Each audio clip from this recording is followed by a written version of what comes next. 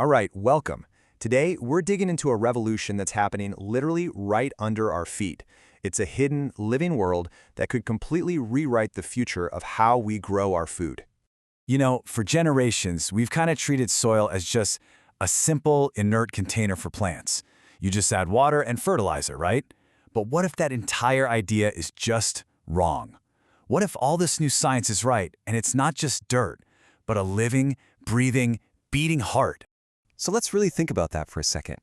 If soil is actually a living thing, maybe even a vital organ for the entire planet, have our actions been supporting that life?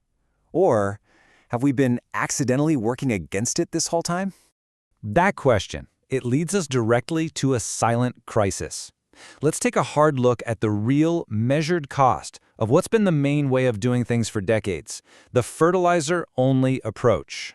And the numbers, they're pretty staggering. According to the super prestigious Max Planck Institute, a full one-third of our world's soil is already suffering from degradation. That's not a small problem. That's a planetary scale issue. And on top of that, think about the incredible waste involved. When that living community inside the soil is damaged, over 80% of the fertilizers we pour onto our fields are just lost. They wash away or they turn into gas. They never even reach the plant. This kind of inefficiency, well, it traps us in this really dangerous, vicious cycle. Farmers have to use more and more chemical inputs just to get the same results, which then damages the soil's biology even more. And that releases carbon, kills off all the good bugs, and makes us even more dependent on the very chemicals that are causing the problem in the first place. Okay, so if that's the problem, what on earth is the solution? Well, it lies in a complete shift in how we think about this. We have to stop seeing soil as a container and start seeing it for what it truly is, a powerful, living engine driven by this huge, complex world called the microbiome. And the heart of this engine is a place called the rhizosphere. It's this tiny, bustling little zone right around a plant's roots. I mean, this is where the real magic happens. You've got this army of microbes that are digesting minerals and literally hand-delivering nutrients to the plant. This is the true source of efficiency. And this just shows the difference perfectly, right? On one side, you have living soil, where the good microbes are in charge and carbon is stored safely. And on the other, you have degraded soil, where pathogens take over and carbon is just bleeding into the atmosphere. I mean, they're two completely different worlds. Now, I know what you might be thinking. This all sounds like a nice idea, a good theory, but it's not. It's backed by hard evidence. So let's look at some of the major global experiments that are confirming this new way of understanding soil. And we're not talking about small studies here. This is like a scientific earthquake with game-changing work coming from top-tier places like Germany's Max Planck Institute, Denmark's Aarhus University, and the Chinese Academy of Sciences, the big guns. Okay, check this out. Take this tomato experiment in China.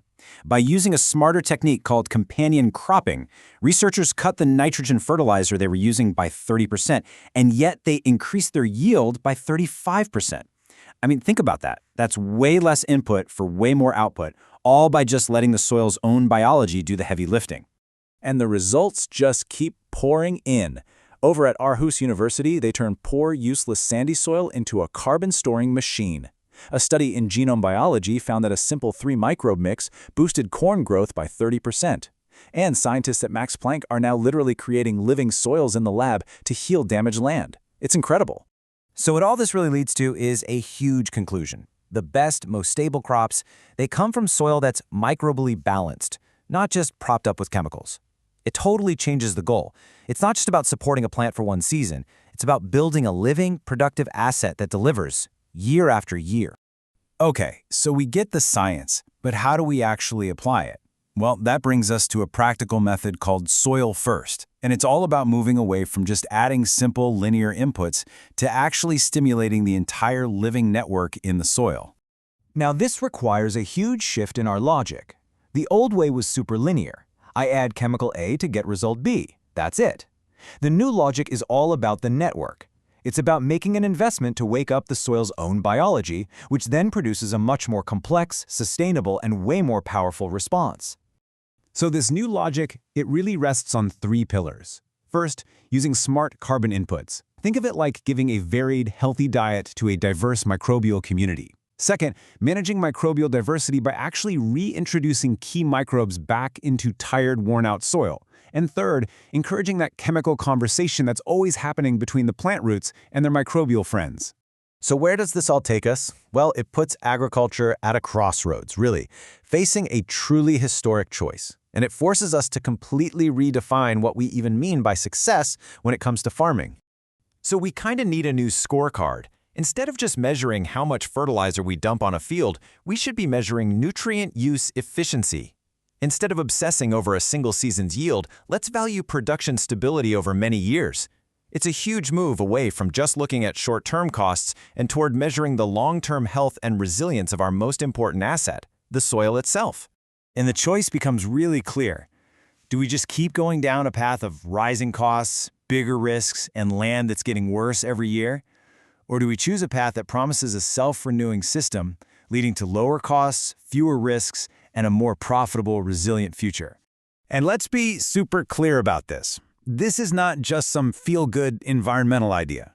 The science and the real-world results from all over the globe are showing that investing in living soil is flat out the smartest economic choice for the future of growing food. Ultimately, all the data, all the science, it's all pointing to one thing. The soil has been speaking to us this whole time, in the language of microbes and enzymes and roots. The only real question left is, are we finally ready to listen?